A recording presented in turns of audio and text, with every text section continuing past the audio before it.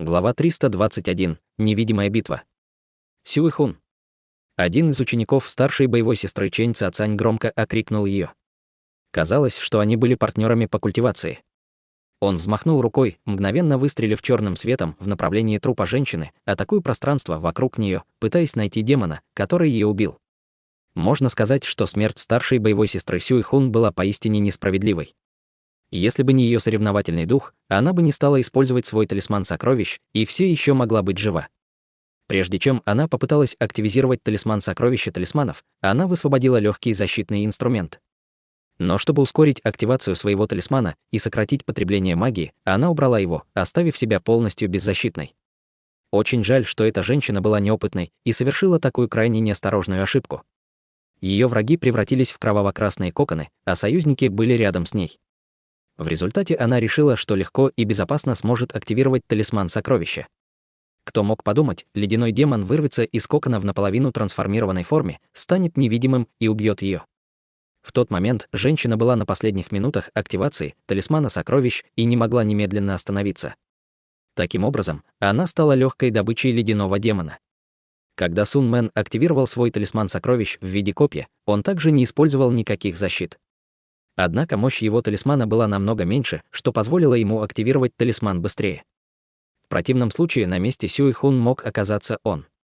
Кроме того, не только эти двое не использовали никаких защитных техник, Хань Ли и остальные тоже. Они старались сэкономить свою магическую силу, поскольку их целями были кроваво-красные коконы, не способные атаковать. Но в сложившейся ситуации они сразу же установили защитные барьеры с помощью своих магических инструментов после предупреждения от Хань Ли, для предотвращая дальнейшие атаки. Холодный пот пробежал по их спинам после трагической смерти Сюэхун. Ее сердце было вырвано из груди, и она умерла в луже собственной крови. Но самое страшное было то, что независимо от того, какие техники они использовали, ни один из них не мог отследить демона. Как только они замечали его присутствие, этот демон снова исчезал, прежде чем они могли среагировать на него, как будто он постоянно менял свое местоположение с огромной скоростью. Полупрозрачный ледяной демон периодически появлялся то тут, то там, бросая на них свои свирепые взгляды. Даже используя специальные магическими инструментами, они все еще не могли отследить его. Опасаясь за свою жизнь, они начали беспрерывно оглядываться по сторонам. Они фактически были полностью подавлены ледяным демоном, хотя он и не предпринимал никаких действий. Только Хань Ли с недоумением следил за происходящим.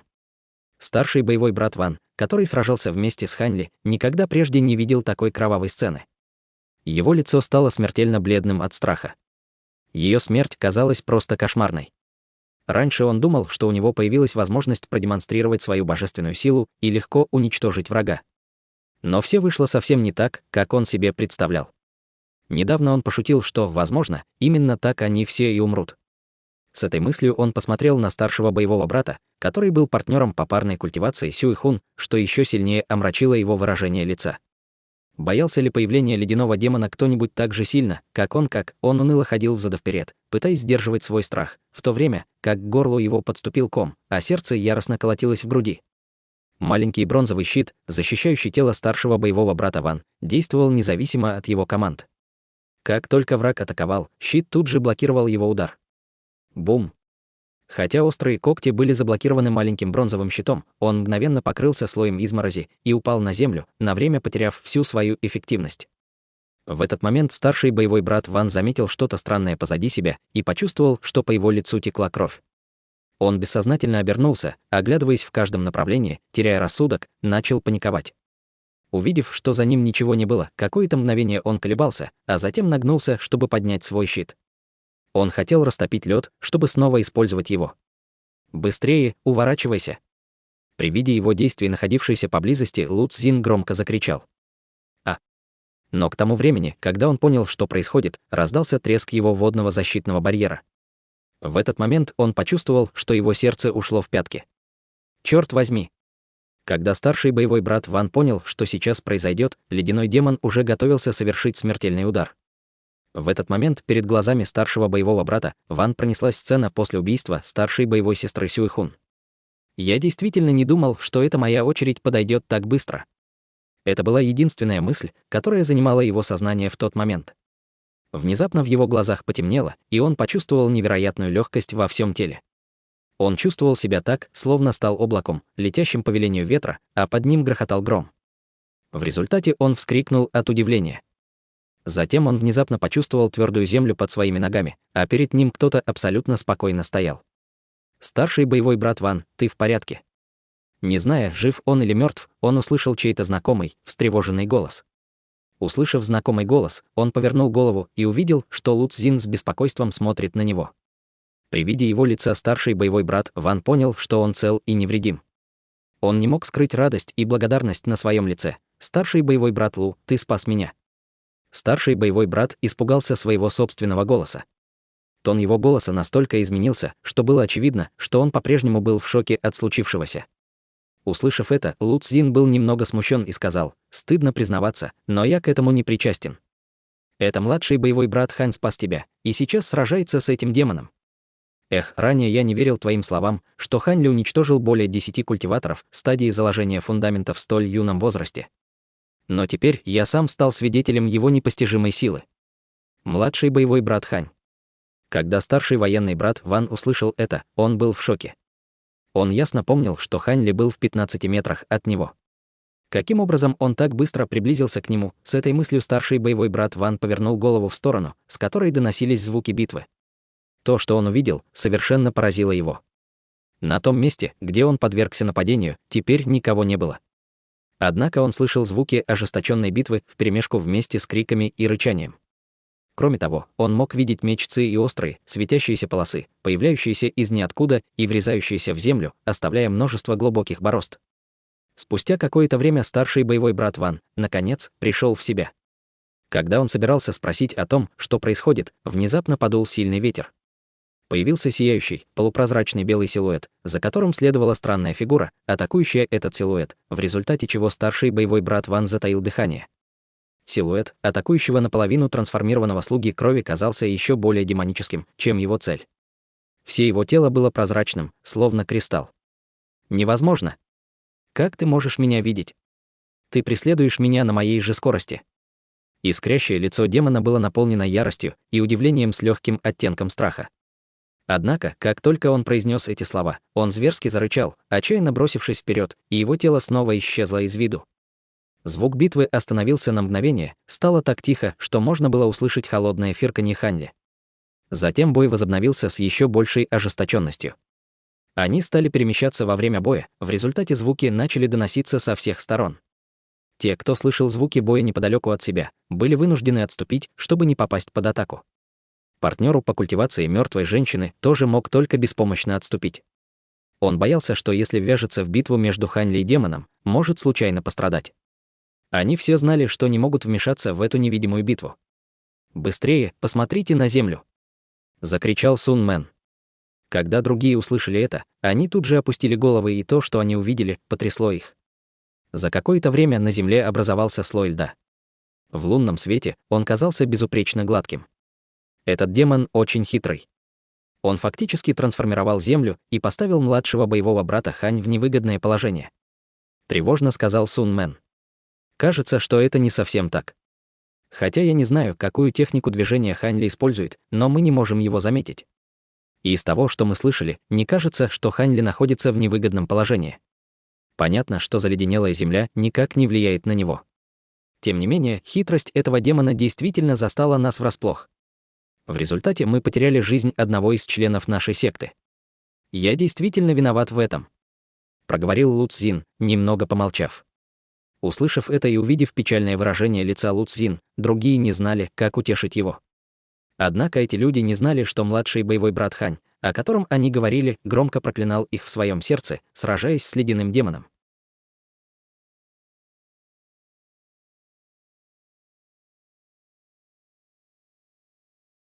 Глава 322. Истинная печать. Лу Цзин. Хань Ли был в ярости, его гнев был вызван не тем, что ему пришлось спасти старшего боевого брата Вана или что ему пришлось использовать движущиеся дымовые шаги, а тем, что другие не воспользовались возможностью, чтобы заняться устранением остальных троих трансформирующихся слуг крови. Как только они закончат свою трансформацию, ситуация выйдет из-под контроля. Хань Ли всего лишь отблагодарил старшего боевого брата Ван за помощь в битве с Цин Вэнь, поэтому, когда он заметил нападение ледяного демона на него, Хань Ли тут же метнулся, чтобы спасти его. Разгневанный от вмешательства, Хань Ли ледяной демон тут же стал преследовать его, принуждая сражаться с ним. В этот момент Хань Ли подумал, что ледяной демон очень опасен для остальных членов его секты, и решил, что сам позаботится об этом. В конце концов, чем больше его товарищей по секте погибнет, чем меньше у них шансов на победу. Он не ожидал, что во время его битвы с ледяным демоном остальные просто будут тупо смотреть на это. Они действительно впустую тратили эту прекрасную возможность атаковать 3 оставшихся светлых кокона, однако Хань Ли также казалось, что у них даже не было представления об этой возможности из-за страха перед ледяным демоном. Хотя они понимали, что справиться с полностью трансформированными слугами крови будет еще более хлопотно, они все еще колебались и немного желали напасть. На самом деле, Хань Ли пришел сюда не за тем, чтобы уничтожить школу черного демона, а ради своей собственной цели. Так что он не мог просто сбежать. С тех пор, как полупрозрачный ледяной демон покинул свой кокон, он пытался убить Хань Ли.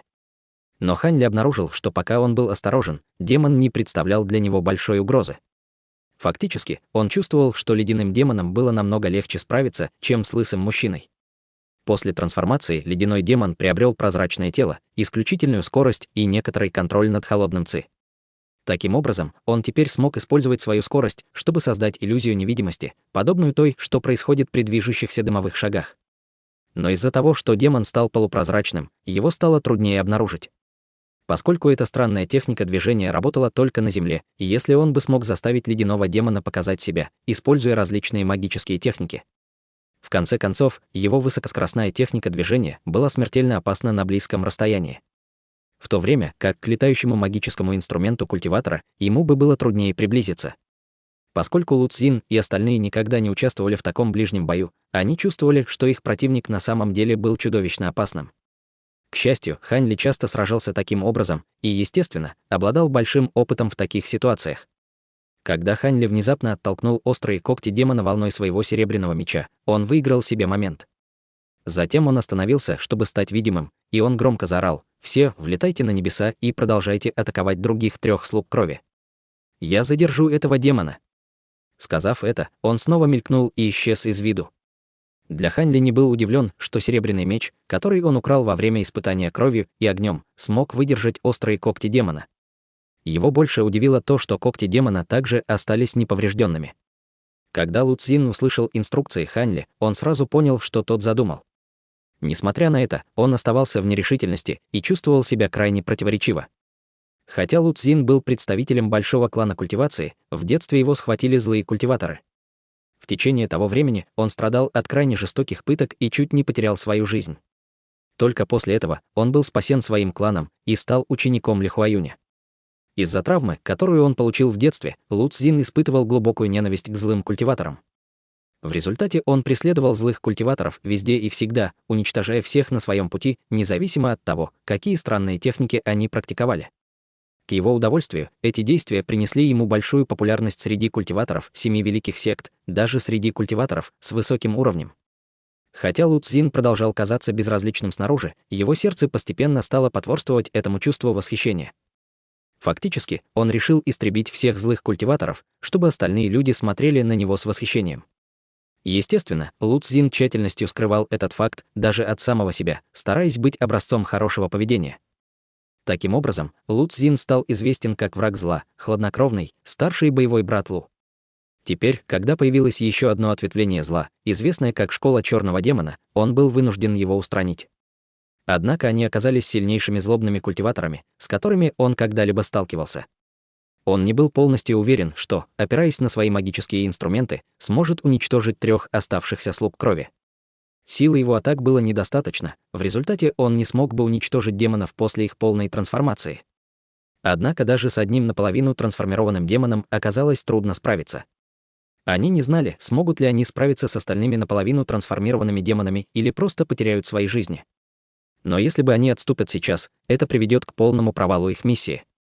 Если они позволят школе черного демона снова скрыться, репутация Лу Цзин будет полностью уничтожена. Мысль о том, что другие будут смотреть на него с презрением, заставила почувствовать Лу Цзин немного растерянным и подавленным. Призыв Хань Ли заставил его сделать выбор. Старший боевой брат Лу, должны ли мы отступить? Школа черного демона намного сильнее, чем мы себе представляли. Если мы собираемся отступить, мы должны сделать это прямо сейчас, иначе это будет слишком поздно. тихо сказал старший боевой брат Ван, неуверенно подойдя к нему. Лу Цзин ясно видел трусость в глазах боевого брата Ван. «Отступить? Если я отступлю сейчас, тогда я стану трусом». С горькой улыбкой подумал Лу Цзин. «Все немедленно взлетайте в небо и защищайте меня, пока я подготовлю свою технику. Я сам разберусь с 3 слугами крови», — сказал Лу Цзин. В то же время он подумал, кажется, мне придется принять крайние меры, чтобы спасти всех. В противном случае я не смогу победить и сохранить свою репутацию. Старший боевой брат Лу, ты хочешь сразиться со слугами крови? Однако, когда другие услышали слова Лу Цзин, все они с недоверием посмотрели на него, заставляя Лу Цзин чувствовать бездонную боль в своем сердце. Но снаружи он выглядел абсолютно спокойным. Не говоря ни слова, он взлетел прямо в небо на своем магическом инструменте, а затем торжественно вынул из своей сумки для хранения кроваво-красную нефритовую коробку. В этот момент Лу Цзин полностью восстановил свое спокойствие, как будто он полностью контролировал ситуацию. Когда окружающие увидели это, они переглянулись между собой и, почувствовав себя немного увереннее, последовали за ним. Лу Цзин неохотно смотрел на нефритовую коробку в его руке. Но вскоре после этого на его лице появилась решительность, и он открыл коробку. В одно мгновение нефритовая коробка рассыпалась на мелкие кусочки, являя всем особый талисман, сияющий красным светом. На талисмане была изображена огненная птица, которая беспрестанно порхала крыльями, словно настоящая птица. Ее голубые глаза даже иногда двигались. Самым удивительным было то, что талисман обладал удивительной обжигающей ци. Это привело к тому, что температура в пределах 30 метров резко повысилась. Сун Мэн и другие были в шоке при виде этого талисмана. «Артефактная печать!» — воскликнул Сун Мэн, глядя на талисман. «Нет, это не обычная артефактная печать. Это истинная печать!» Внезапно закричал старший боевой брат Ван, закричал, глядя на талисман, как будто только что увидел привидение. Те, кто знал об этой истинной печати, были ошеломлены. Хотя эта так называемая истинная печать считалась артефактной печатью, она полностью отличалась от обычной артефактной печати. Прежде всего, обычные артефактные печати содержали только 10-ю часть оригинального магического сокровища. Тем не менее, истинная печать содержала в себе 3-ю магического сокровища. Во-вторых, истинные печати можно было усовершенствовать только с помощью мастера магического сокровища по одной кровной линии. В результате только потомки этой специфической кровной линии могли бы активировать и использовать эту истинную печать. Если кто-то другой пытался ее активировать, истинная печать самоуничтожалась. Имея такие большие преимущества, естественно, в истинной печати должны были быть некоторые существенные недостатки. Иначе все старейшины бы оставляли своим следующим поколениям только истинные печати. Поскольку истинные печати содержали в себе в несколько раз больше энергии, чем обычный талисман сокровища, его самым большим недостатком было то, что его можно было использовать только один раз. Это единственное использование отражало всю его мощь без каких-либо ограничений, оставляя без возможности повторного использования. В результате она была гораздо менее практичной, чем обычные артефакты. Кроме того, была еще одна причина, почему было так мало истинных печатей. После того, как магическое сокровище прошло процесс усовершенствования по определенной линии крови, оно претерпевало постоянную и безвозвратную потерю силы. Узнав об этих ограничениях, старшие культиваторы посчитали, что было бы гораздо лучше оставить несколько обычных артефактов для своих потомков, а не разрушать их собственные магические сокровища, которые были столь же дороги для них, как и их собственные жизни. Таким образом, многие культиваторы подшучивали, что в мире культивации в несколько раз больше магических сокровищ, чем истинных печатей. Хотя эти слова были слегка преувеличены, они были недалеки от правды.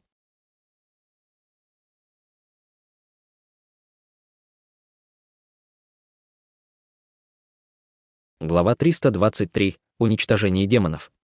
К тому же истинную печать было в несколько раз сложнее активировать по сравнению с обычными печатями. Именно поэтому Лу Цзин попросил членов своей секты защитить их, потому что боялся встретить такую же трагическую смерть, как и младшая боевая сестра. Распорядившись так, Лу Цзин защитил себя, используя свой инструмент с желтым кольцом, а затем сел, скрестив ноги, на своем летающем магическом инструменте. Со спокойным сердцем Лу Цзин начал вливать магическую силу в истинную огненную печать. В то время, как свечение огненного талисмана в руке Лу Цзин усиливалось, крылья на изображении огненной птицы становились все более оживленными. Казалось, что огненная птица постепенно материализуется и вылетает из талисмана в любой момент. Хотя Хань Ли был вовлечен в битву с ледяным демоном на земле, он чувствовал себя свободно, зная, что его соученики взялись за дело. Изначально он боялся, что они бросят все и сбегут. Если бы он остался один, Хань Ли не смог бы получить то, что хотел от мастера школы Черного демона.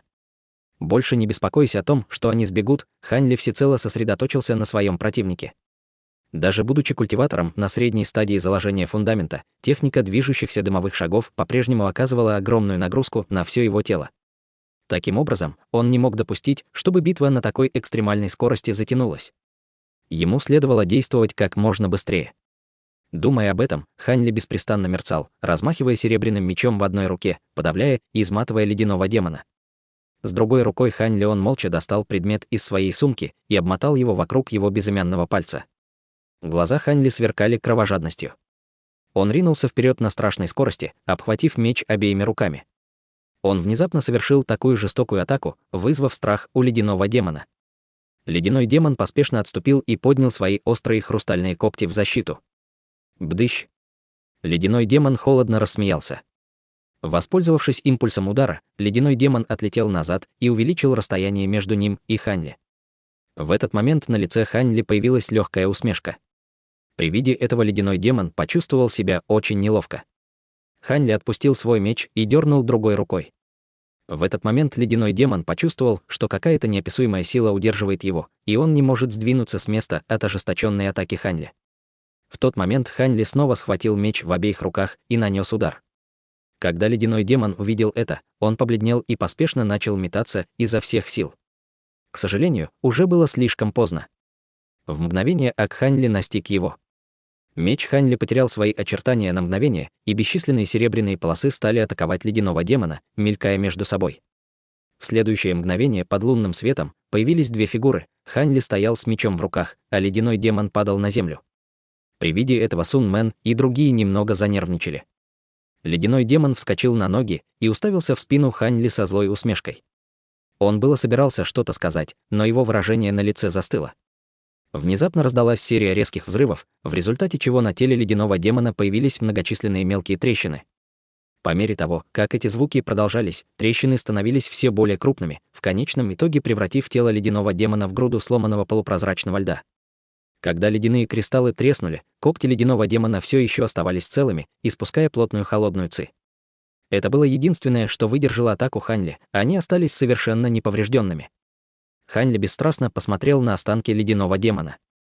Затем он пристально взглянул на оставшиеся коконы, нахмурив брови. Он молча вытянул руку, заставив ледяные когти подлететь к нему.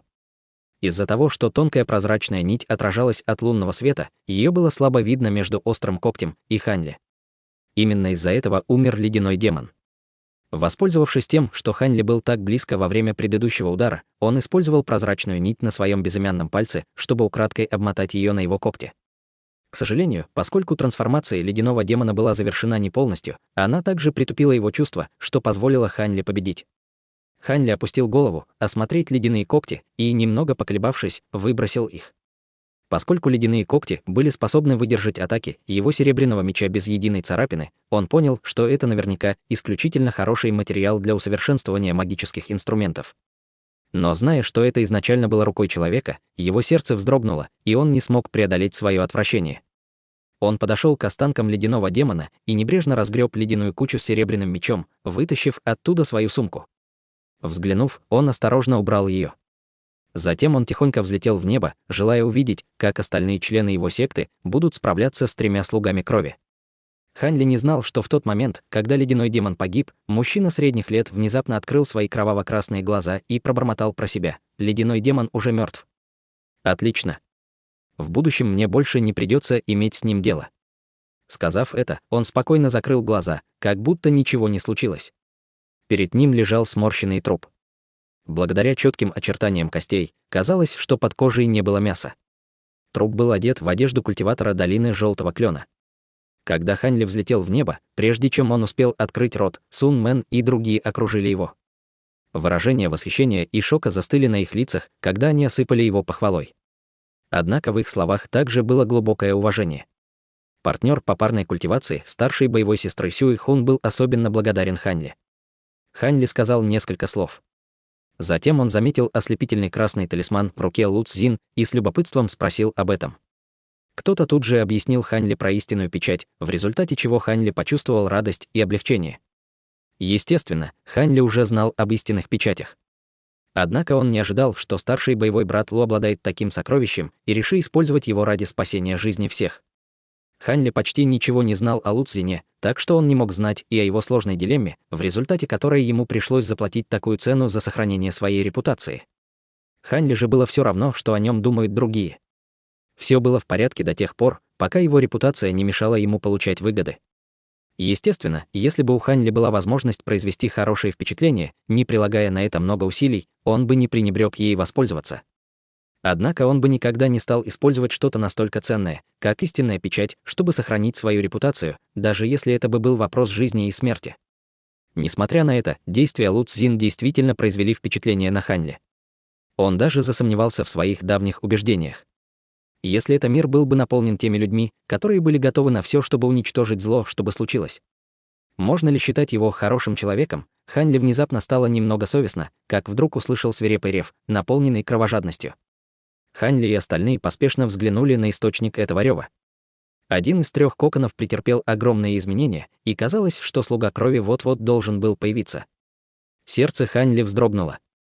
Казалось, ему придется сразиться с другим слугой крови, чтобы выиграть время для старшего боевого брата Лу, чтобы тот закончил. Думая так, Ханьли собирался начать действовать, но спокойный голос тут же прервал его.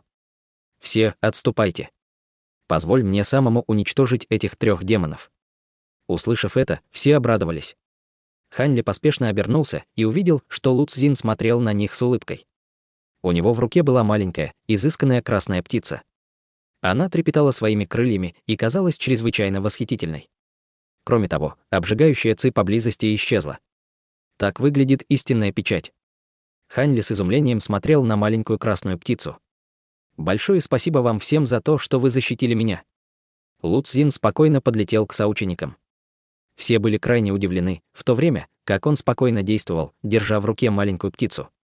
Внезапно, слегка чирикнув, она слетела с его руки и направилась вперед. В этот момент один из коконов под ними закончил свою трансформацию. Птыщ. Из кокона появился демон, окутанный лазурным светом. Он был очень похож на полупрозрачного ледяного демона, но только лазурного цвета. Судя по внешнему виду, это был даосист Цин Вэнь.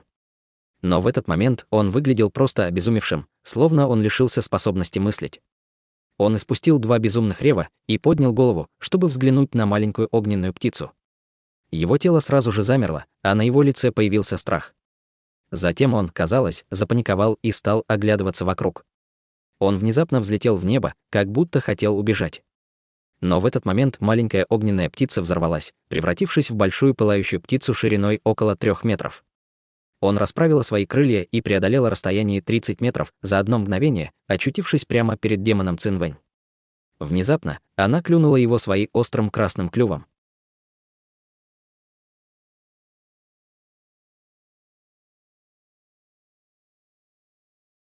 Глава 324. Мастер школы черного демона.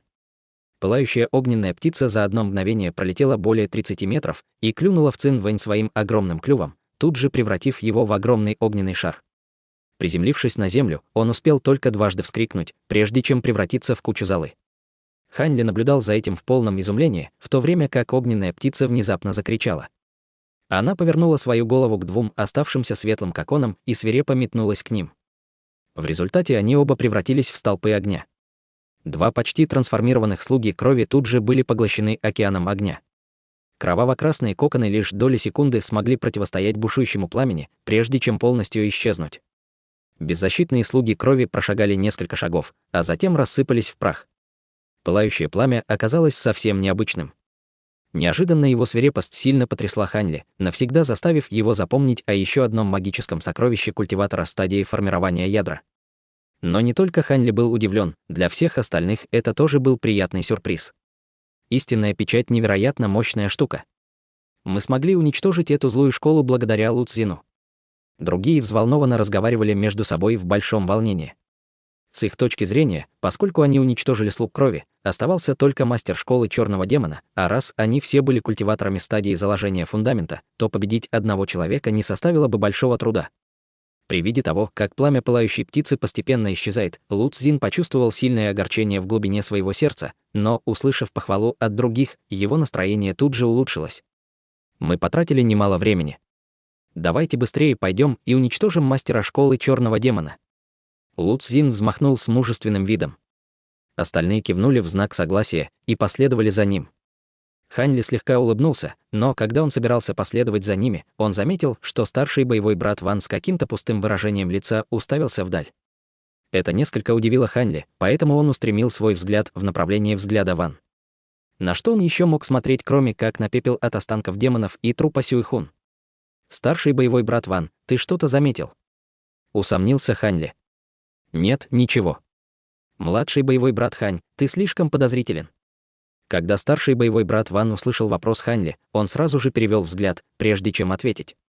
Когда Хань Ли увидел это, он сразу понял, что тот человек обнаружил что-то важное, но не хотел рассказывать другим. Почему он ведет себя так, Хань Ли был немного подавлен, но сказал с легкой улыбкой: «Ну раз ничего, тогда быстрее уходим отсюда». Сказав это, он указал в сторону холодного дворца. Затем Хань Ли безмолвно спустился, оставив старшего боевого брата Ван последним, кто был в небе. На его лице четко были видны следы сомнения, но, в конце концов, он топнул ногой и последовал за остальными. Когда Хань Ли приземлился, он услышал женский голос с неба. «Старший боевой брат Лу, младший боевой брат Хань, пождите нас». Хань Ли тут же повернул голову от удивления. Другие также услышали это и повернули свои головы в ту сторону с радостными выражениями на лицах. В мягком лунном свете Чжун Вэнян и Чэнь Цзяцань медленно спускались с неба с чрезвычайно бледным мужчиной среднего возраста, который был подвешен за воротник на летающем магическом инструменте. Мужчина средних лет был одет в золотую одежду, а его лицо было смертельно бледным. Когда он увидел Хань Ли и других, он, казалось, еще больше запаниковал. Когда Лу Цзин увидел их, он также поприветствовал их с легкой улыбкой. «Кажется, вы двое удачно провернули дело. Это император Юэ». После того, как девушки приземлились, Лу Цзин обратил свое внимание на мужчину средних лет. «Верно. Он находился на встрече с чиновниками в каком-то зале. После того, как старшая боевая сестра и я вынесли чиновников и схватили императора, двое учеников на стадии конденсации Ци выбежали в попытке остановить нас, но мы смогли легко разделались с ними. Старший боевой брат Лу, похоже, у вас тоже не было проблем». «Замечательно». Когда Чжун Вэнян увидела, что Лу Цзин был цел и невредим, она начала много болтать, выражая заботу о нем. Это немного смутило Лу Цзин на радость Хань Ли. «Младшая боевая сестра Чэнь, ты тоже в порядке?» Заботливо спросили два старших боевых брата Чэнь Цзяцань. Чэнь Цзяцань с равнодушным выражением лица сказала, что в порядке, и прошла мимо них. При виде Хань Ли, она взглянула на него на мгновение, но только на мгновение, а потом быстро отвернулась. «Где старшая боевая сестра Сюйхун?» Наморщив лоб, спросила Чэнь Цзяцань. У нее было странное предчувствие. Когда другие услышали ее слова, у всех тут же появилось печальное выражение на лицах. «Мы потеряли ее в бою», — с большим трудом ответил компаньон по парной культивации Сюйхун. Его голос звучал очень печально. Как только они услышали это, выражения на лицах Чэнь Цзяцань и Чжун Вэнян мгновенно помрачнели. Чжун Вэнян тут же рассердилась и сказала: «Как ты мог?» Однако она не успела договорить свою фразу, как вдруг ее прервал жалобный крик. Хань Ли и другие сразу же испугались и сразу посмотрели в сторону, с которой доносился крик. Внезапно рядом с ними появился мужчина в голубой одежде. Его рука была окрашена кровью, в то время как в груди старшего боевого брата Ван сияла дыра. В этот момент его безжизненный труп упал на землю. «Я изначально не думал убивать тебя. Однако детям не стоит брать то, что им не принадлежит», проговорил мужчина в голубой одежде с улыбкой на лице. На вид ему было лет 40, и у него было очень красивое лицо. Морщинки с края глаз придавали ему достаточно доброжелательный вид. Сказав это, он наклонился и поднял шарик размером с большой палец. В этот момент его улыбка стала еще шире. Увидев этого человека, Лу Цзин и Хань Ли в одну секунду стали намного бдительнее. «Ты, наверное, мастер школы черного демона?» Осторожно спросил Лу Цзин. «Хе-хе, какой сообразительный. Я действительно мастер школы черного демона. А ты, наверное, их лидер», усмехнулся старик. Когда все они услышали, что этот человек — мастер школы черного демона, даже Хань Ли был в шоке. В этот момент все культиваторы долины Желтого Клена достали свои магические инструменты, готовясь столкнуться с этим врагом. Лу Цзин в этот момент глубоко вздохнул, подавляя панику в своем сердце. Затем он втайне сделал жест руками и холодно сказал: «Верно, я Лу Цзин, лидер этой миссии. Я пришел, чтобы истребить твою злую школу черного демона. А ты осмеливаешься убивать моих соучеников, хотя и остался один. А мужество тебе не занимать». Бесстрашно произнес эту благоговейную речь Лу Цзин. Хотя он был очень доволен своей речью, он почувствовал себя еще более увереннее и продолжил. Если он уничтожит мастера этой злой школы, его репутация взлетит до небес. В результате остальные будут смотреть на него с еще большим почтением и восхищением. Лу Цзин был буквально опьянен этой мыслью и внезапно достал 2 серебряных крючка с кольцом. Не дожидаясь, когда противник начнет действовать, мастер школы черного демона внезапно сверкнул своей странной улыбкой и прошептал так, чтобы Лу Цзин мог его слышать: «Тогда ты можешь умереть в этом случае». В этот момент Лу Цзин почувствовал боль своей груди. Внезапно из его груди вышла окровавленная рука, которая держала какой-то извивающийся предмет. Что это? Лу Цзин не верил своим глазам. Возможно, он действительно понял, что произошло, но он не хотел в это верить. Вскоре после этого он почувствовал сильное головокружение, а затем в его глазах потемнело. Он все еще мог услышать несколько криков и плачущих воплей от своей фанатки Чжун Вэйнян. Однако с течением времени эти звуки становились все более незнакомыми и отдаленными. Эх, эта девушка действительно слишком сентиментальна. Вот какой была последняя мысль Лу Цзин, прежде чем погрузиться в вечную тьму. Выражение лица Хань Ли тут же изменилось. Еще до того, как битва началась, противник уже убил 2 культиваторов на средней стадии заложения фундамента. Даже Лу Цзин, лидер группы, погиб так легко. Мастер школы черного демона пронзил этих 2 своими руками на очень высокой скорости. Это случилось так быстро, что Хань Ли не смог отреагировать. После смерти Лу Цзин Чжун Вэйнян была полностью ошеломлена и начала издавать душераздирающие крики. Когда Чэнь Цацань увидел это, она поспешно подтащила ее к себе, пытаясь успокоить. Затем она посмотрела на нападавшего, его взгляд был наполнен яростью.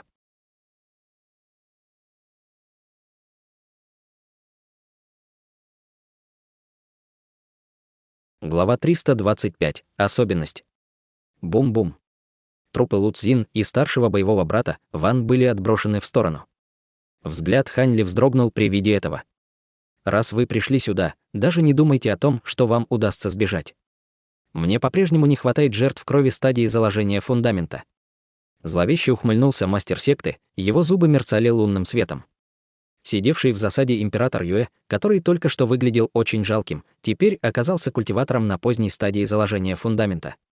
Колебания его ци были не слабее, чем у мастера школы черного демона. Выражение лица Хань Ли побледнело от внезапного появления противника с таким глубоким культивированием. Хань Ли не знал, какую технику использовал император минуту назад, но он смог полностью скрыть уровень своей культивации от всех культиваторов долины Желтого Клена. Это напомнило Хань Ли о том, что ранее он не смог обнаружить магическую силу молодого принца и управляющего Вана. Но в отличие от того случая, Хань Ли не почувствовал никакой опасности, которая бы внушила ему страх и повышенную осторожность. Хань Ли щелкнул пальцем, и перед ним появился белый чешуйчатый шрифт и магический инструмент из панциря черепахи. Пока культиваторы долины Желтого Клена нервно смотрели на императора Юэ и человека в синей одежде, они доставали свои магические инструменты и окружали ими свое тело для защиты. Видя, как культиваторы долины Желтого Клена действуют так, как будто столкнулись с великим врагом, император Юэ и мастер школы черного демона переглянулись между собой и холодно рассмеялись. Мастер школы черного демона внезапно вспыхнул и появился в 30 метрах от сверкающей ледяной кучи, которая на самом деле была останками ледяного демона. Мастер школы черного демона взглянул на ледяную кучу и небрежно протянул руку к ней, в результате чего какой-то голубой шарик скользнул ему в руку из останков ледяного демона. В тот же самый момент подлый император Юэ метнулся к 2 слугам крови, которые были сожжены дотла огненной птицей. Ударив по земле, он заставил золотую и желтую шарики подлететь с земли в его руку. Что это? Когда Хань Ли увидел эти бусины, он тут же вспомнил лазурный шарик, который мастер школы забрал из трупа Ван. Он сразу понял, что это такое, и его сердце сжалось. Он действительно не ожидал, что его цель, ради которой он пришел сюда, внезапно появится у него перед глазами. Несомненно, они были связаны с 5 элементами кровавого ядра, о котором говорил молодой принц. Однако здесь были только 4 шарика. Где же последний? Когда Хань Ли пришел к этому выводу, император Юэ и мастер школы черного демона сияли от радости, собрав бусины. Взлетев в небо, они внезапно рассмеялась. Продолжая смеяться, они холодно посмотрели на Хань Ли и остальных. В их взгляде была кровожадность. Хань Ли и остальные, естественно, побледнели от увиденного. «Скорее, все в небо!» Внезапно прокричал Хань Ли, озвучив свою мысль, как тут же высвободил свою лодку божественного ветра, взлетев в небо. Остальные были тем, что прокричал Хань Ли. Но Сун Мэн и компаньон по парной культивации Сюй Хун, которые абсолютно доверяли Хань Ли, не думая, взлетели в небо. Однако, когда Чэнь Цаоцань услышала Хань Ли, она какое-то время колебалась, прежде чем затащить Чжун Вэйнян вместе с ней в небо. Когда император Юэ и мастер школы черного демона увидели это, их лица сверкнули от изумления, а затем они насмешливо рассмеялись. В это время стало ясно, что это двое были двумя совершенно разными людьми. От их улыбок по спине Хань Ли пробежала дрожь. Этот мальчик довольно сообразителен. Похоже, тебе придется пожертвовать своим телом раньше, чем ожидалось. Мне? Почему не ты? Если ты возьмешь его, ты не сможешь его вернуть. Император Юэ и мужчина в синей одежде разговаривали между собой. Услышав их странный разговор, у Хань Ли и остальных пробежал холодный пот по спине. Младший боевой брат Хань, о чем они говорят? Сглотнул Сун Мэн и приблизился к Хань Ли. После того, как на глазах Сун Мэн погибло столько членов его секты, он уже потерял свой решительный настрой. Он спросил Хань Ли, чтобы хоть немного успокоиться. В конце концов, Хань Ли излучал какую-то таинственную надежность. Услышав вопрос, Хань Ли горько улыбнулся в своем сердце. Он думал о том, что сказать, но внезапно его выражение лица изменилось, и ему пришлось проглотить свои слова. Затем закричала Чэнь Цаоцань, в результате чего Сун Мэн взглянул вниз. Он увидел, как император Юэ вонзил руку в грудь мастера школы. Мастер школы держал его за руку и совершенно не собирался сражаться с ним, вместо этого он улыбался.